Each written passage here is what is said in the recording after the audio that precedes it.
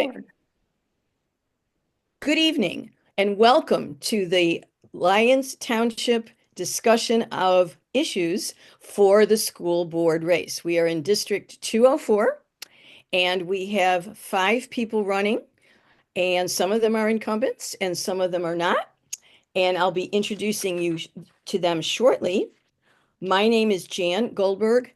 I am a member of the League of Women Voters of LaGrange area, but I do not live or vote in District 204. Just to make that clear, I live and vote in District 208, which is neighboring, but not in this district.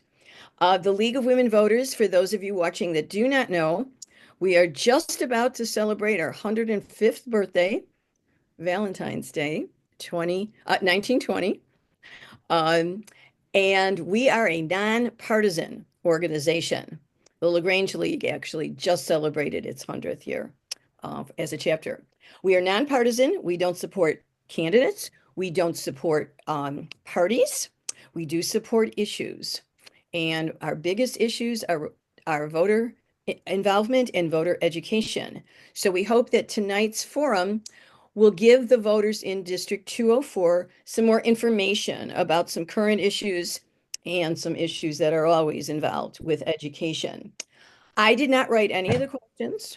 I was nervous for a while that I would have to, but we got an outpouring of questions from all over the district. They came into our website. Unfortunately, I got more than I could possibly use. We're thinking if we get through 10, we're doing well, because all 5 are going to have a chance to answer every question. So we'll see how that goes. The candidates did agree to the ground rules, 2-minute opening statements for each one, and 2-minute closing statements at the end of our questions. Each answer will be 1 minute, and everyone will get a chance to answer, but there will be no official rebuttal time. The forum tonight does not have a live audience, but it will be available as early as tomorrow at 3 places: at our website, that's League of Women Voters of LaGrange area, which you need the chapter in there, or our Facebook page, or on the IllinoisVoterGuide.org, which is kind of an all-encompassing site for all the elections this April 1st. So you can see by our little chart over there some of the dates that are coming up. I know that the date of the election is April 1st, but we have some time to register. So if you're a student watching this and you are 18 or will be by April 1st, you can register up until March 16th. We have early voting from March 17th to March 27th. We have, I'm sorry, till March 31st. And April 1st, I know that sounds funny, April Fool's Day is our election day, just because it's the first Tuesday in April. Okay, our candidates are, and I'm going to read their names in alphabetical order: Arlene Cabana, Christine Kozelka Campbell, Jola Giannotti Fry, Sean Kennedy, and Elias Lopez. So I wish all of you luck, and let's get started with our first question. Okay, I'm going to start with curriculum type questions because that's what the business of high school is. And our first question that came to Jan, me. how about Yes. opening comments? 2-minute opening I am so comments. sorry. I am so sorry. Opening statements. Thank you. Thank you. Let's start with the opening statements. Yeah, I'm so anxious to get to the questions. Okay, so let's start with our candidates giving their opening statements. And the first one will be candidate Cabana. All right. Thank you so much for organizing this forum and giving us a chance to tell the community a little bit about ourselves. I'm Arlene Cabana. I'm a Burridge resident with 3 children, one who's in 7th grade at Pleasantdale, one who's a junior at LT, and one that's a sophomore in college, having graduated from LT. I'm a litigation attorney at an Oak Brook law firm specializing in commercial and contract law. And I'm incredibly passionate about my community and public service, having been in this sector for at least 10 years. I've served as president of the D107 Pleasantdale School Board and PTO, and as president of the LTPTC. And I just wanted to kind of mention some of the things I'm really proud about that our school board and district accomplished during my presidency, which included our board receiving recognition by the IASB. And we were only one of 33 schools to be selected out of 850 statewide. And, I just wanted to mention that because we worked so hard for that recognition. Our elementary school also did receive a National Blue Ribbon Award during my term. And then I wanted to tell you a little bit about my experience on the LTPTC board, which I really enjoyed because it allowed me to get to know parents and staff and build really strong relationships within the community. But beyond that, I wanted to focus. I have a passion for collaborating with others. I love meeting with and talking to various community members to get different perspectives on a variety of topics. And I believe in trying to find balance between different viewpoints and doing my best to accurately represent those collective values and beliefs through balanced decisions and policies, with an eye always of doing what's in the best interest of our students. I strongly believe in transparency and open communication, and if elected, I would be incredibly honored to represent our community. All right, thank you. Thank you very much. Okay, our next opening statement will be by candidate Kozelka Campbell. Good evening. Thank you to the League for this opportunity. My name is Chris Kozelka Campbell. I'm a proud lifetime resident of D204. I grew up in Brookfield and raised my family there for 14 years before we moved to LaGrange 4 years ago. I'm an LT graduate, class of 93, and I'm the parent of 3 students, 1 LT junior, 1 LT freshman, and then I will have someone that graduates in the class of 2031. I'm the founder and CEO of Gemini Gymnastics Academy in LaGrange, and I've spent 20 years creating an environment for children to grow and thrive. And doing good things for kids is my passion. Running a successful business has given me extensive experience with financial responsibility, capital projects, and leadership, and those are all skills that I'll bring to the school board if elected.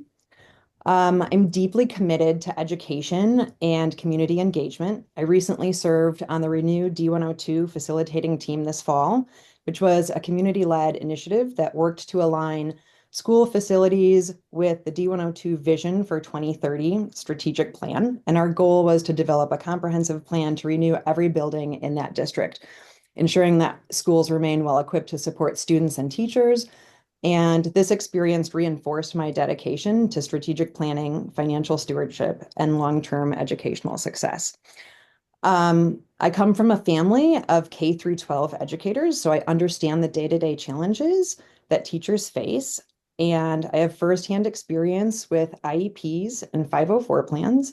And I'm currently serving on the board of advisors for the LTHS Incubator Entrepreneurship Program.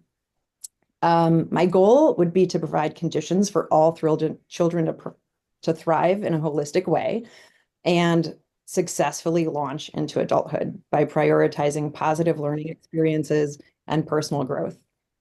Thank you. Thank you very much. Okay, our next statement will be from candidate Giannotti Fry. Good evening. Thank you, everybody. Thank you to the League of Women Voters of LaGrange, and congratulations on your anniversary. It's fantastic to hear. My name is Joya Giannotti Fry, and I thank the League once again. We are a family of 4 that have been LaGrange Highlands family for about 17 years. Both of my children benefited from the awesomeness of District 106. Way to go, Hornets. And both our recent graduate, or I would say recent, I wish she was recent, 4 years in the making. She's going to be actually graduating from U of I in May here. And then I also have a junior. And I think part of the reason why I am running is because I am so grateful for the experiences that both of my children have had as a result of District 106 and 204. Attending those Yuri shows and seeing my son do face-offs, things that I've never seen before my life. I did not go to co-ed school. I'm originally from Chicago, went to Resurrection High School. So LaGrange is a new experience for me, and especially those football games, which had been amazing. So I do truly feel blessed, and I'm really grateful for those experiences. And part of who I am is paying it back and paying it forward. So the fact that service is at my core is one of the reasons why I ran for the open position and was elected onto the board in November. So I'm happy to say that I've completed the board training, which is quite extensive, but incredibly insightful. And I'm so grateful for that, because it has given me some really sound foundation from which to build decisions from and collaborate with the balance of the board members. And and with that, I will leave it at that. Thank you. Thank you. Thank you. Okay, candidate Kennedy, you will be next with your opening statement. Thank you. Good evening, and I'd like to start off by thanking the League of Women Voters of the LaGrange area for moderating this forum this evening. My name is Sean Kennedy, and I've been a resident of the 204 district for most of my life and all of my adult life. I graduated from both Highlands Middle School and Lyons Township High School. My wife and I have raised 3 children in the school district. All 3 graduated from Highlands as well. 2 graduated from LT last year, and I have 1 still remaining at LT. My personal practice is also located in the district, where I am a self-employed independent financial advisor. I have held that position for 25 years this coming May. During that time, my focus has been analyzing clients' financial situations, creating a well thought out plan, executing that plan, and adjusting as economic or personal changes arise. I'm well versed in looking at a situation in all sides, weighing the pros and cons to make the most pragmatic decision possible. 2020 to 2023, I was a trustee in Indian Head Park. During those 4 years, I was a committee chair for Public Works, Fences and Shed Committee, Tree and Landscaping Committee. Currently, I am still on Economic Development and the Tree and Landscaping Committee within the village. Also, I am in my 2nd year as a mentor at the LT Incubator Entrepreneurship Program, and currently I'm also the chair of the LT Community Advisory Council. If elected, I believe all of my experience as a financial advisor, village trustee, mentor, and LTCAC chair will give me excellent experience that I would bring with me to the LT Board of Education, should the public choose to elect me. Okay, thank you so much. And last but not least, candidate Lopez. It's always fun to be last. Well, you'll be first in the closing. Well, I'd like to first and foremost thank the League of Women Voters, number 1. Number 2, I would like to thank each and every one of you guys for just opening yourselves up towards the boards that pretty much are free, right? A lot of people think we get paid for them, but we don't. In my opinion, the payment for me is seeing all the gratitude on children's smiles, the educators, talking to you, sharing their stories, how everything's going. For me, I believe that's payment enough. And I would like to thank you guys for taking the time and opening yourselves up for that. Secondly, my name is Elias.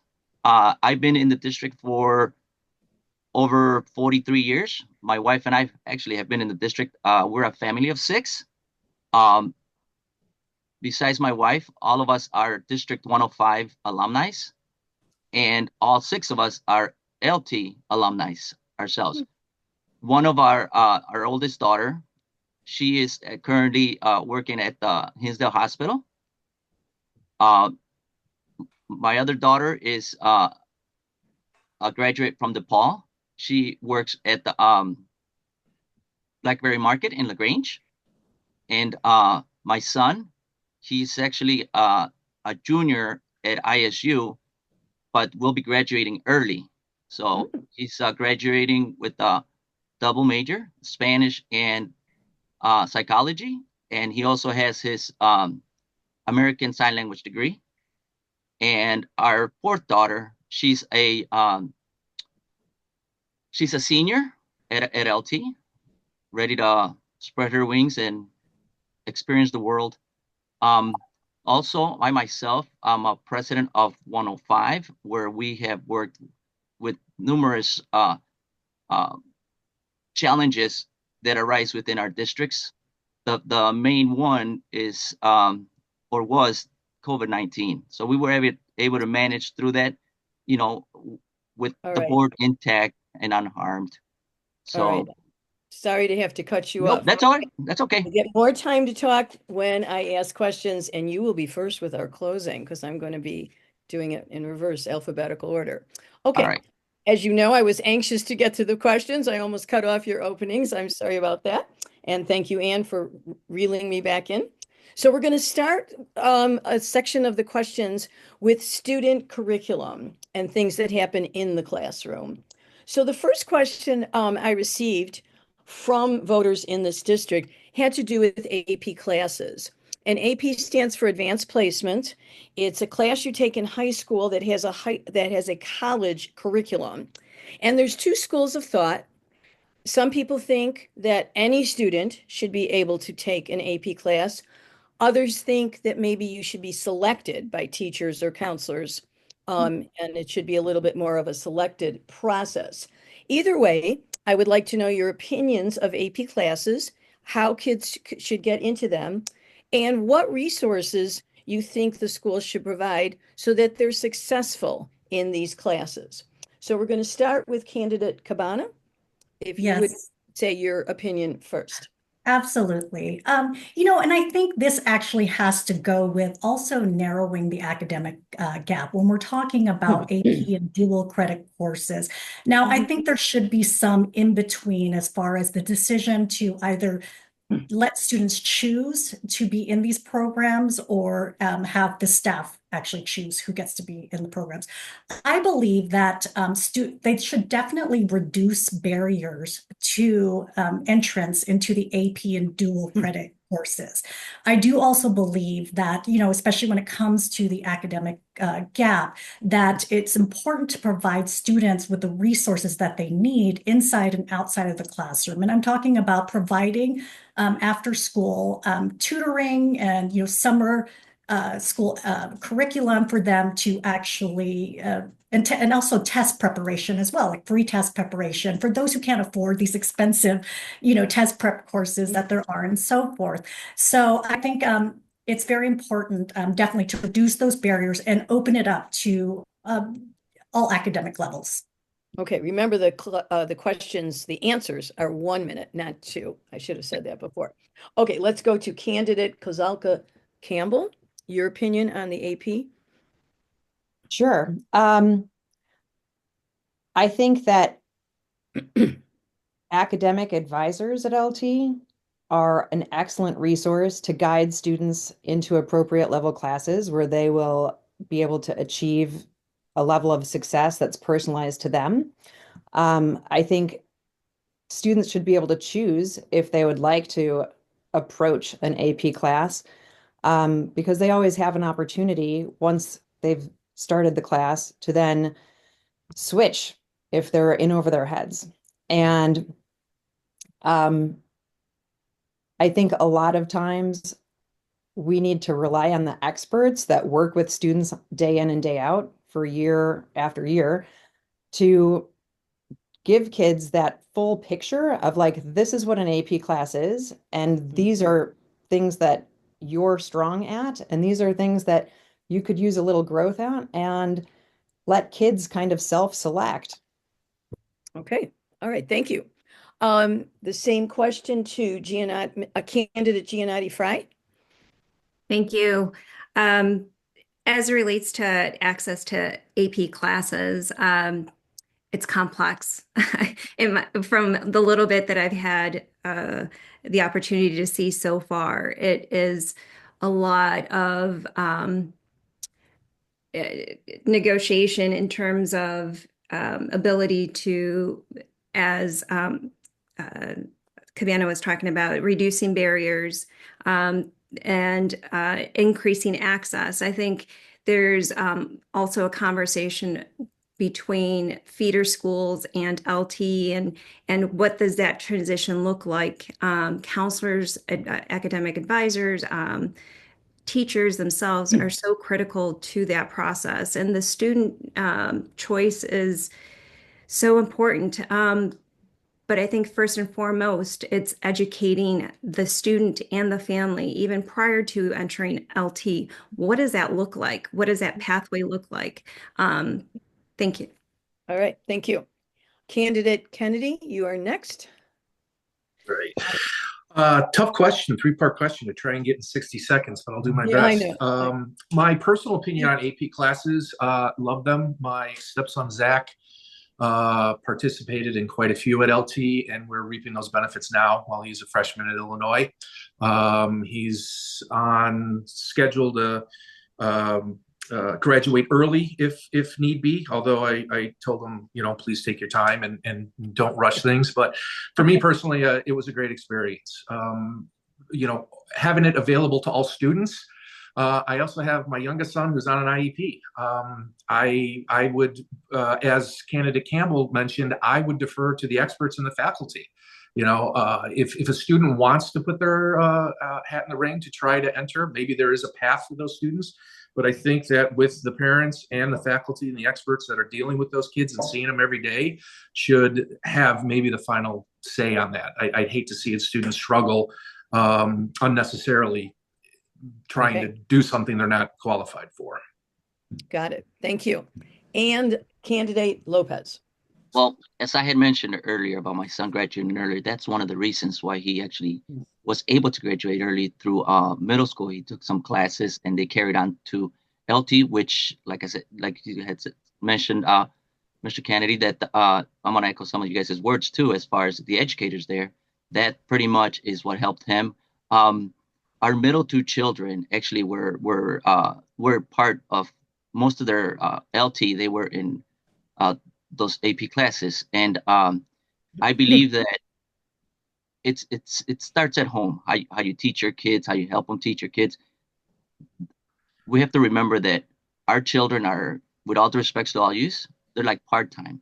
Our teachers actually have our children more in their classrooms than we do, so they know them better than we do, with all due respects, in that aspect of education. So I believe I'm going to be biased on that, because basically, as my two children have succeeded in life, others might not be able to take too much pressure in that. So, okay, thank you for all your answers. And I'll mix up the order for the next one. And the next one is a short one. It's going to be a quick yes or no to this question. Do you think LT should have a blanket policy of no phones in the classroom? Candidate Lopez. With Yes all that going on, yes or no? No. Okay. Candidate Kennedy. In the classroom? In the classroom, not in the school, in the classroom. I would have to Yes or say no? I probably would lean that way, in the classroom. If they had it on their person that I could still get messages back and forth throughout the day, passing periods, lunch, yes, Okay, I so would say no in the classroom. Okay, thank you. Candidate Giannotti Fry. Yes or no? My son's gonna not like me on this one. I don't care. I agree. It's a yes, as long as there's access throughout the school day. Absolutely. Yeah, we're not saying between classes, just in the classroom. Okay. And I'm sure there's many decisions you make that your son is not happy with. All right, candidate Kozelka Campbell. My kids will also not like me. I would be pro no phones in the classroom as long as they have access to them in passing Okay. periods and lunch. Okay. And candidate Cabana. I would say no to a blanket policy on actually having them in the classroom, using them as a difference. Okay. All right. Now that was a short one. This next one's going to be long. And since I went in reverse alphabetical order for the short one, I'm going to go in the same for this next one. Okay. This is actually a quote from an executive order that was passed on January 29th. And I'm going to read the whole quote because it's a mouthful and I want you to react to it. Okay, I'll read it slowly. An executive order was signed on January 29th. It was entitled Ending Radical Indoctrination in Our K through 12 Schools. It was going to withhold funds from any school that teaches that the United States is fundamentally racist, sexist, or otherwise discriminatory. It directs agencies to produce an ending indoctrination strategy that would focus on uprooting instruction about transgender issues, white privilege issues, unconscious bias issues, and to prioritize federal resources consistent with this applicable law to patriotic education. How do you think District 204 should react to this executive order? Candidate Lopez. Well, first and foremost, we actually are part of ISB, which sometimes we have to obey whatever rules they give to us. As far as that order, I feel that we need as much funding as we can to be able to educate all aspects of our children at the district. And that's pretty much it. Okay. All right. Candidate Kennedy. I think that we should just teach history as it is and not try to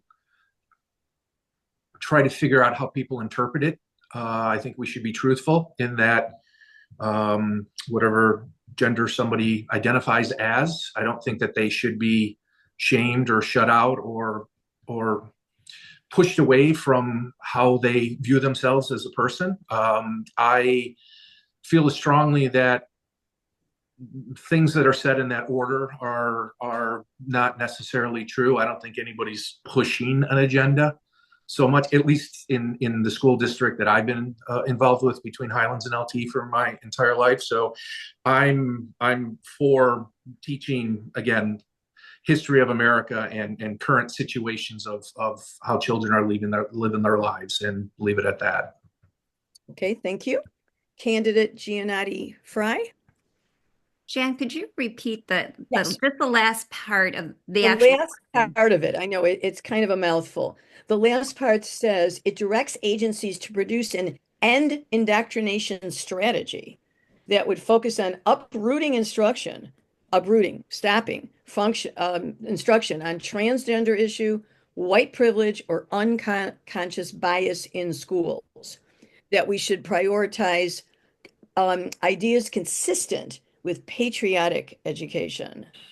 Interesting. That's the last part of it. The first part, withhold funds from school that teaches that the U.S. is fundamentally racist, sexist, or otherwise discriminatory. Okay, so the withholding of funds, if that comes to fruition, or let's just say that is a mandate, it is what it is. There's nothing that we can necessarily do about it. However, in my perspective, negating and or removing support of and funding of the reality of life, of who we are as human beings and who we are as a community of diversity, and the importance of being inclusive, and the positivity that we've seen of being inclusive and being truthful about history. It from my perspective, it outweighs negating all of that incredible work in progress. And I think to Elias's point, we rely on ISB, and there's a lot of legal implications that we need to abide by, that we need to be respectful of as well. So, but Okay. I'll end And there. when you two are referring to ISB, you're talking about the Illinois State Board of Education. Correct. Okay. Thank you. And this would have been a federal mandate if it was an executive order. So it gets complicated with the different levels that everybody has to balance. Right. Okay. And candidate Cabana, how would you react? Yes. Yes. Okay. There's a lot going on as far as executive orders and so forth. And I am a little weary of, actually cutting off all funding for certain areas without a proper investigation. And I understand the need to avoid red tape, but there's got to be some sort of balance there, right? And then it comes down to, as far as like defining certain terms, what is indoctrinating, what are all of the other terms that, and there's a lot of terms in here, and defining that and really getting into what that means. But beyond that, things are kind of, they're in a state of flux right now. We don't really know where everything stands. And, funding through the federal government, as important as it is, especially for those with learning disabilities, it still has to filter through, the Illinois State Board of Education through the state level. And they will then, investigate, they will try to interpret what this means and also give advice as to how school boards should actually interpret these orders and so forth and implement, the requirements into their policies. Okay. Thank you all. I know that was a mouthful. I have some short questions and some long questions. Okay. Next one is kind of in between. Yes. still have to go. I have not Oh, I'm answered. so sorry. I'm so sorry. Okay. It's such a long question that it's easy to get ready for it. Go ahead. I'm so sorry. No, that's okay. I guess with the new administration, things are happening really quickly. And so I would think that our district would approach what is being taught with consistency and following a board-approved curriculum until other things are handed down. I would also want evidence of these topics being taught in an inflammatory way. At this time, I have zero evidence to support that that's what's happening in D204. And additionally, I feel like our school districts are primarily funded by a local tax base, and we do get federal money from, I believe it's Title I, but I think it's minimal. So to other people's point of keeping things inclusive and students feeling safe in school, I think we slow our roll on doing anything at all. Okay. Sorry, I forgot you in that last question. So I'm going to start with you in the next one. Civics education. The League of Women Voters was very instrumental, along with other groups, in pushing for this to be a requirement at the high school level. Some call it government class, some call it political science, whatever you call it, our students need to be prepared to be voters, to be civically engaged. What does a civics class look like to you, and when should it be taught at LT? Let's start with candidate Kozalka Campbell. Well, I would say that my daughter took civics at LT. She loved the class. It was so informative. It was one of her favorite classes because she really was engaged and learned so much. And that was not a class that was offered in the Stone Ages when I was at LT. And I wish it had been, because I think having kids have that education prior to being old enough to vote really gives them a leg up to understand what the process of government is and how they can understand and impact voting using their voice. Okay, thank you. Candidate Gianna Fry, same questions about civics education. I absolutely agree. I think civic leadership is instrumental to community, and having it being taught at an early stage, even as a freshman, so that you learn your rights, learn the importance of voting prior to voting age, and the history behind it is critical. So I'm aligned with that. Okay, thank you. Candidate Kennedy. What does it look like? I'm going through it right now. What does it look like, and when is it taught? Yeah. What does it look like? Yeah. So it was right. What does it look like, and when should it be taught? Were the two questions, right? Okay. So my youngest is going through it right now. It's one of his favorite classes. It's the one we talk most about. I think it is absolutely imperative, and LT should continue to do it. I also do not remember it being available when I was there. If it was, I'm sorry that I missed it. I think what we are seeing with the current administration right now, there's a lot of chatter and people out there that might not fully understand that some of the things that are being done are not in line with our Constitution and the three branches of government. And I think it's important that every American should know that. When should it be taught? He's 16, he's a sophomore. I think this is an excellent time, sophomore, junior year, right before they're getting ready to fill out that application to be voters in this country. Okay, thank you. Candidate Lopez? Can you repeat the question, please? Yes, of course. Civics education, call it government, call it political science. What does that look like? And when in the 4 years of LT should it be taught? Okay, thank you. I believe it's being taught at the right time right now, due to them learning first and foremost how to vote. And the other thing too is that if you teach them any later than that, I do believe going through my fourth child at LT, towards the end of junior year and senior year, it seems that, with all due respects to education, but they already know where they're going and what they're doing. So they might not, they might not want a class like, you don't want to put a class like that in their mindset, because you're taking away for whatever little mind you can take from them that later part in time. So, and, like I said, my daughter, she's all excited right now because she's actually able to vote now, since they changed it, depending on your year, 17 and a half. I'm not sure how that works, but, I believe that LT has done a great job in implementing that civics. So in my opinion, I think it would stay where it's at. And I truly believe it. We're doing a great job there. Okay, great. And candidate Cabana.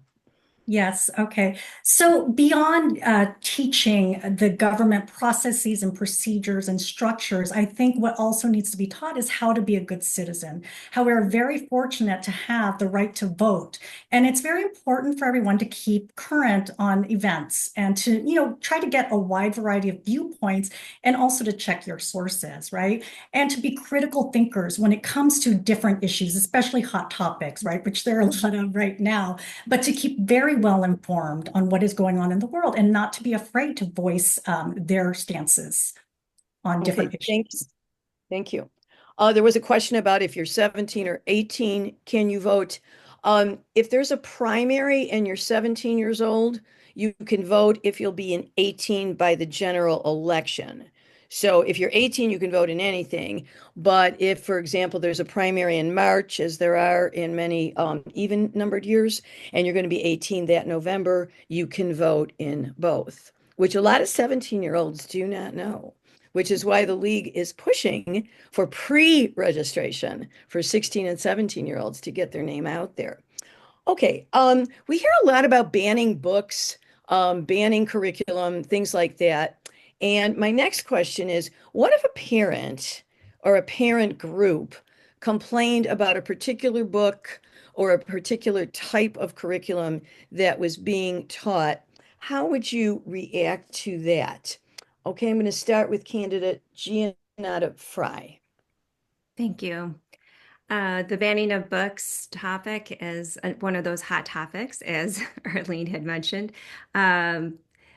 I think the first step for me would be to have a conversation with that parent, try to understand more of what is driving this decision or this desire. Have a stronger conversation with, or deeper conversation with the board in terms of their feedback, their thoughts based on parents' input, as well as with the teacher, so that we can have clarity in terms of what are all the issues and how do we address the concerns. There might be other opportunities and or other solutions that we come away with for that particular student.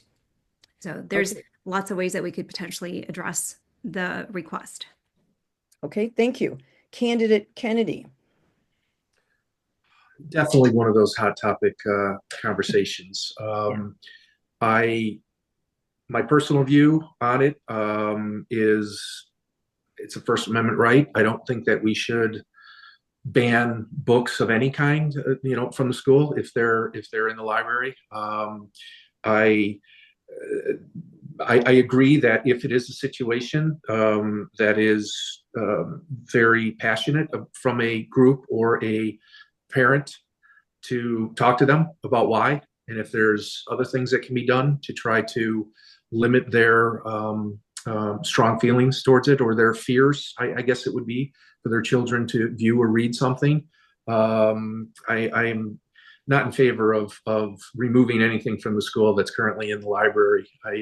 I just think that's from a bygone era of a different type of society that I don't think we should be venturing into personally. Okay, thank you. Candidate Lopez, same question. Same question. Well, I feel we're in such different times today that there's a lot of words in certain books that some parents may think is inappropriate for their children. So that's the ones that are wanting to bend the book out and get rid of it. I do believe that in most cases, schools actually have a group of personnel that read some of the books before they go on the shelves, and they get vetted to see what they can and cannot, kids can and cannot read. We go to different parts of education, obviously. I mean, in the lower grades, there's certain words that some kids might think are inappropriate, but I believe that most books, by the time they go to the shelf and our children are reading them and learning about them, it's something that previous students have already read. So I do believe that it's mostly the parenting that reads certain things that don't want to read in them. So, okay, thank you. And candidate Cabana? Yes, so I do not believe in banning books. I believe that the curriculum actually goes through a vetting process, right? And it's something that admin and the district actually put a lot of time in to make sure that the resources that are available to our students at our school are appropriate. Now, with that being said, if a parent does have concerns about certain things that are being taught within the classroom and certain resources that are not aligned with their own values, I do believe that they should be given a chance to opt out, to voice their concerns, and to have their child opt out of certain subjects and topics. Okay, thank you. And candidate Kozelka Campbell? I would approach the family with curiosity and listen to understand. Everyone wants to feel like they are understood and heard. And I would want to listen to what is the underlying concern. A lot of times fear is a driving force behind these concerns. And as other people have stated, the administration and teachers vet materials that are part of the curriculum. And I suppose that I personally do not believe in banning books or curriculum, but if families could not get behind what is being taught, I suppose they could opt out, but that would be a personal decision for the family. I don't think that you need to change things for everyone if a couple of people have an issue. Okay, thank you. Thank you all for that. Okay, we're going to move to facilities and improving the physical plant now. There's been a lot of press about the Willow Springs property. And some people might wonder why the school district of LT even owns property for many, many years in Willow Springs. And they bought it in two parcels in 1955 and in 1962, with the understanding that if the baby boom kept booming, LT would need a third high school at some point. Well, as we know, the baby boom busted and they didn't need a third school, but the property still remains in LT's hands. So the question has become kind of controversial, very controversial, about should it be sold, to whom, what kind of zoning issues are involved, and so on. So what do you think should be done with the Willow Springs property? We're going to start with candidate Kennedy. Definitely there's hot button topics that are national. This is definitely one that is very close and personal to us in the district here. I will say that I am for the sale. I think that there's, from my understanding, 4 parties total involved: LT, Pleasantdale Park District, Willow Springs, and the community members of Willow Springs there themselves. I think everybody should have a seat at the table and discuss it. I think at the end of the day, it's up to Willow Springs as to how it's zoned, and whoever purchases it should follow those zoning laws, obviously, that would not be enforced by LT. So as far as who to sell it to, work with Willow Springs as to ideas that they would want to have in there, and then try to market those specific types of developments. I don't think LT would want a bedroom community of more students to add to it. So maybe it would be a 55 and older community that goes in. But work with all of the parties that are involved to come up with what is the best solution for all. Okay, thank you. Candidate Lopez. Yes, Mr. Kennedy, you're right. It's a hot topic.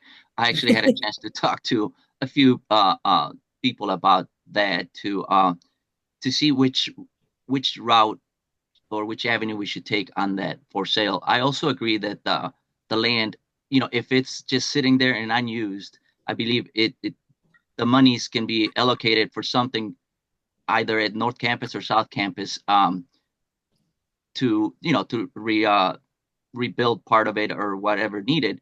But the other thing too is that it's about stakeholders too. I mean, the idea is to everybody, like Mr. Kennedy said, come to the table, figure it out. I know that Willow Springs has the majority of say so on it, but at the same time, it's on who comes in and who moves out, because that's what it's going to come down to. Some people might be moving out and whatnot. I would work closely with the school district and the park district there, because they are the ones that are going to be impacted more than anything else. Everything else is just a business transaction. Okay, thank you. Candidate Cabana. Yes, so I, as Pleasantdale School Board President at the time of this land issue, I did advocate against the sale of the land to industry, but I wanted to make it very clear that my board and the vast majority of our community were not opposed to the sale of the land within zoning, just to an industrial developer. This LT land shares a large common border with our elementary school, and having a transportation hub right next to our young learners and having them being potentially exposed to daily emissions was not in their best interest. And I took an oath to look out for their best interests. So I believe that if it's decided that they want to sell this within zoning and the community is okay with that, which I think they would be, that selling within zoning, which still allows for a variety of options and developers, will still result in a multi-million-dollar profit to LT. So I think this is a win-win situation to actually sell it within zoning. I think that would be great. Okay, thank you. And candidate Kozelka Campbell. I am also open to the sale of the property. In my own experience, when I was opening a business, I wanted to do it in a light industrial area. It was not zoned for what I wanted to do. So I had to go to the village of LaGrange and pitch my business to them so I could get a special use permit. So it very much is up to the municipality to decide how they choose to even change zoning if they're open to that, not LT. And I agree with Sean Kennedy that everyone that's involved should come to the table and try to work together to find a solution. It would be a great revenue source for the district to put back into reserves. Okay, thank you. And candidate Giannotti Fry. I also agree that the sale of that property would be highly beneficial to LT. There's a lot of projects that are outlined in terms of being able to bring both buildings, both campuses up to date. They're still working through bathrooms that are non-ADA. There's still quite a bit that needs to be done to make the environment, those facilities appropriate for learning and for the students. I also agree that it is a collaboration and a collaborative effort with the Willow Springs Village City having the ultimate decision, but yet there's a lot of voices that need to be heard, and ideally a solution that can be compromised on in terms of where and how that the sale of that land could be best developed.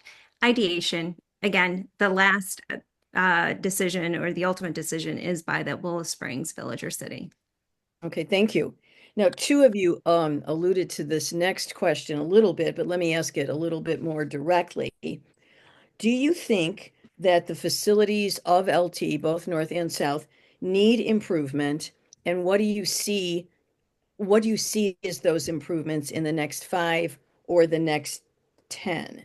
There is a plan about what changes might be coming your way. So what priorities do you have for the facilities in the next 5 or 10 years? And that might include athletics. I'm going to start with candidate Lopez.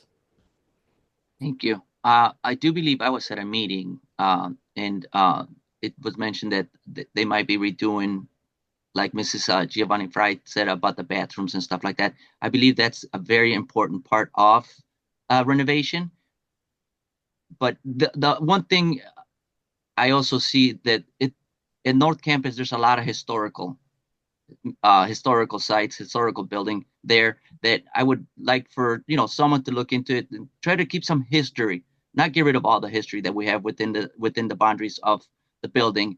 And as far as the fields and stuff like that, I mean we have such a great sports out there that we need to keep up with for the safety reasons, make sure that everything it's okay with the fields and all of that. So that's it. Okay, thank you. Candidate Cabana? Yes. So I think that the board is currently on the right track. I mean, with aging building structures, I think a large portion of these facility projects are in dire need. But with that said, I think the plan should accurately reflect wants over needs and prioritize projects to reflect needs over wants.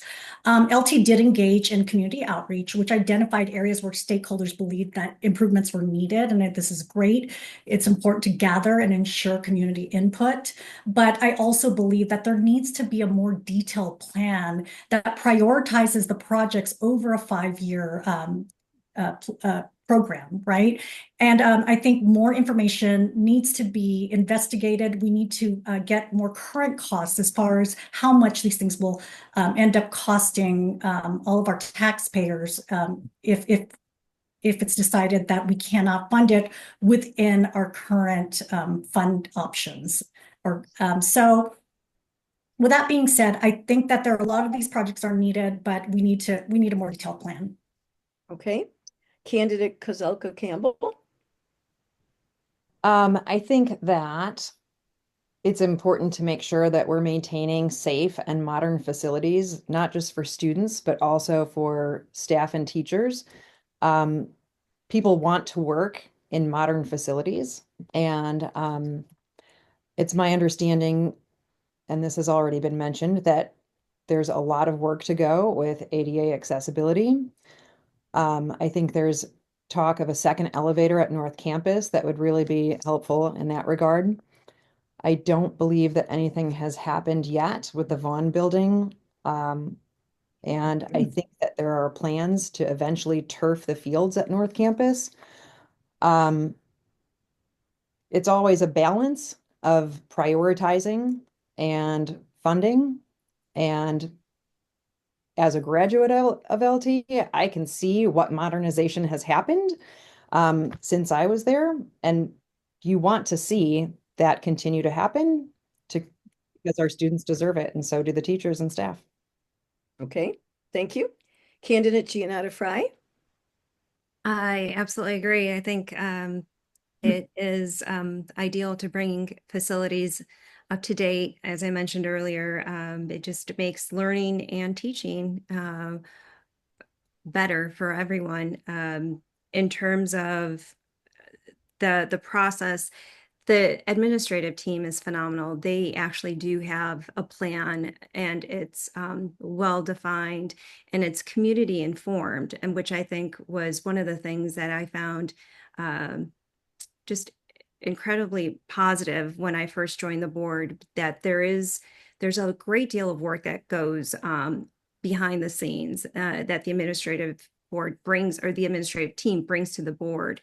And that in particular was one that really stood out. There's a lot of data, a lot of financial prioritization that they reviewed prior to me being on there in terms of how and why decisions are being made, in terms of what projects.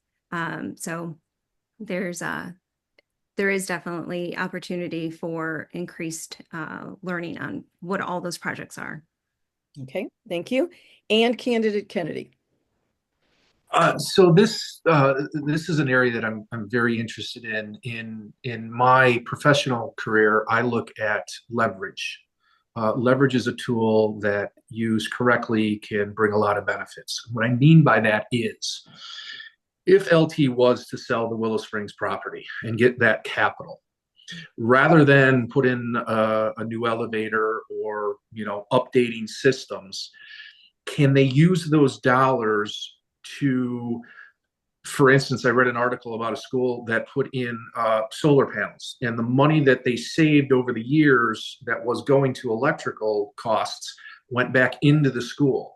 That's a capital improvement that would continue to pay dividends for generations to come, that the money saved from that could go to other capital improvements long after any of us that are on the board would be around. So I would look at times, if possible, to try to use leverage like that to use funds for future capital improvements, to generate money for things that'll come down the road that we all know are going to happen.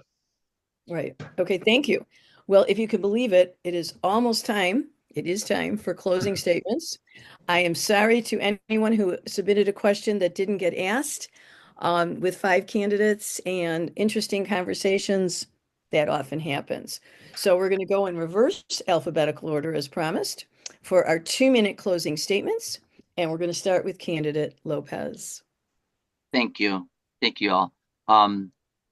As I had mentioned earlier at the beginning, I've been on District 105 for 6 years. In the past 3 years, I've been president of the school board and also president of D105 Foundation, where we grant scholarships to one individual child from each one of our 4 elementary schools. And also I am I'm the chairman of the civil service in Hotchkiss for the police department, where we pretty much help our village board with the hiring and the process of new police officers, and also advancement in their careers. And in closing statement, I'd like to go back to the property. We all talked about the needs of the school and how at one point it's going to happen. There's a lot of needs that are there. I would, like I said, I had mentioned, we will work together with the board to try to sell the property and allocate those funds for that, instead of going to our stakeholders at one point or another, or any type of referendum on that, because that's one of the things that, as residents, we all fear the worst as far as referendums. And the other thing too is, I do believe also on trying to work with the board as far as getting a more like a 10-year plan on the buildings. See what's needed first and go from there, even though we know that at one point or another, whatever you put on there to be done on that, let's say the 9th spot might come up first. We know that, but start allocating funds for the 10-year plan or whatever plan we're looking to work with. Again, I'd like to thank the League of Women Voters for taking your time, and each and every one of you guys who sat here for an hour listening to all of us talk, and hope to see you soon. And good luck to every one of you guys. Whomever makes it on this board, I believe LT District 204 will be very well represented as far as any one of us 5 here candidates, plus the incumbent board that's there today. Thank you all. Thank you. Candidate Kennedy. So I'm running for the Lyons Township Board of Education because I believe every child deserves a high quality education. It prepares them for success in whatever the next phase of life is. With a commitment to transparency, collaboration, putting students first, we'll work to ensure that our schools provide a safe, inclusive, and innovative learning environment. I think I bring the leadership and dedication and vision needed to make thoughtful decisions that benefit our students, teachers, community, and faculty. Together, we can build a stronger education system that empowers the next generation. I also feel that no board member should ever make a decision that may have negative repercussions on the future boards, students, or faculty. I believe that it is imperative that all board members work towards the idea that a school district does exist in perpetuity. All decisions should be for the benefit of the current and future benefit of the community. I ask for the community's vote so we can create a brighter future for our children. And I wish all the other candidates on this forum tonight good luck. And thank you again to the League of Women Voters of LaGrange for allowing us this time this evening. Okay. Candidate Giannotti Fry. Thank you. Thank you, everyone. It has been a pleasure to be on this panel discussion of sorts with all of you. All the best of luck. Thank you to the LaGrange, to the League of Women Voters of LaGrange. Congratulations again on your anniversary. I am running because I am grateful for all that me and my family have been able to benefit from this community. I am a person that believes in giving back, paying it back and paying it forward. I'm also someone that's just deeply honored to have been appointed to the board and am currently serving. And I am in awe of the amount of work and the amount of dedication of the current board members and of all of you that are looking to step up and be a part of this incredible LT community at this level. I just wanted to clarify one of the questions that I don't know if I was clear on the banning books piece. I absolutely do not want to ban any books. My focus was on ensuring, and I think Chris Campbell talked about this, that a lot of that is driven by fear, and I want to be able to help understand and better understand where those families are coming from. But I also wanted to highlight one piece that I missed in my introduction. That is, I'm currently a co-business owner of Our Evolution Architecture, where our business is actually in downtown LaGrange, and I am heavily involved and have been involved in the past with a lot of business-related organizations like the LaGrange Business Association, and have led the Health and Wellness Committee in the past, and in fact was just appointed as a founding board member to a new nonprofit called Optwell.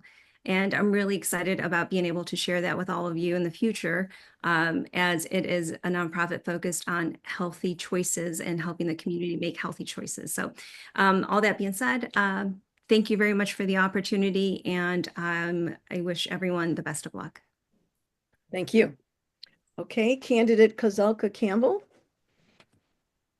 This was really fun. I wasn't sure what to expect because this is my first go, but I really enjoyed this, spending time with you and the other candidates.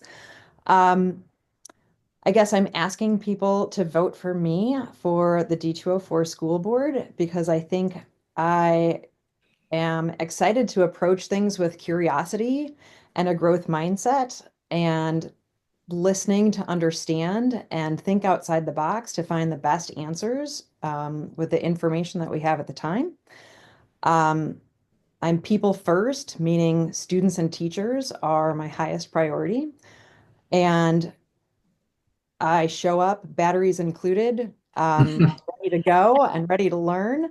And there's a lot to learn when you're new to the school board. So I'm looking forward to this exciting opportunity. And because Election Day happens to be April 1st, which is in the middle of spring break, early voting is important, and that is March 17th through March 31st. Thanks again to the League of Women Voters and to all you guys. Good luck. All right, thank you. And finally, candidate Cabana. Yes, thank you once again for holding this forum. I really appreciate the time and effort that you've put into it. I just wanted to mention once again that, I'm a very collaborative, compassionate, and caring individual. And with school board elections being nonpartisan and me being down the middle, I think, beyond that, it's about putting, our political affiliations aside and coming together to find balanced decisions and make balanced policies to help ensure our students' success academically, socially, and emotionally. It's about also supporting our teachers and giving them the resources and support that they need to effectively teach students with diverse backgrounds and needs and academic levels as well. So it's not my intention to push forth any personal agendas or my own political ideologies, but to best accurately represent my community's values and make balanced decisions that will ultimately result in our students excelling and thriving and flourishing, right? Because ultimately we're all after the same common goals, and that's to see our students succeed and our community prosper. So I would appreciate your vote. I promise to do my best to always put my time and effort and dedication into the role and to listen and to get out in the community and really talk to various stakeholders and support our students and teachers in our district as much as possible. Thank you. Thank you. And thank all of you for coming tonight.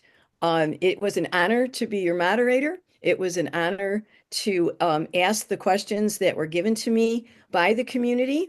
I'm not sure I ever heard a candidate call this sort of forum fun, but I'm glad if you did have fun. I hope it was informative for the voters because they're the ones that need to know about you so they could make informed choices.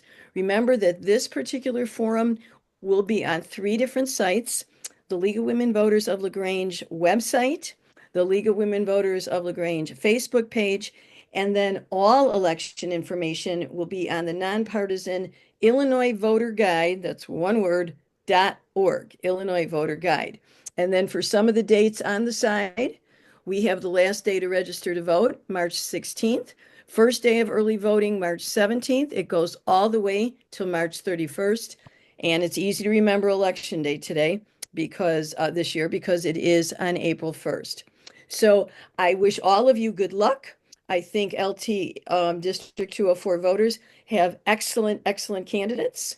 And I hope they make informed choices. And I wish you all a good evening. Thank you. Thank you. Thank you. Good evening, everyone.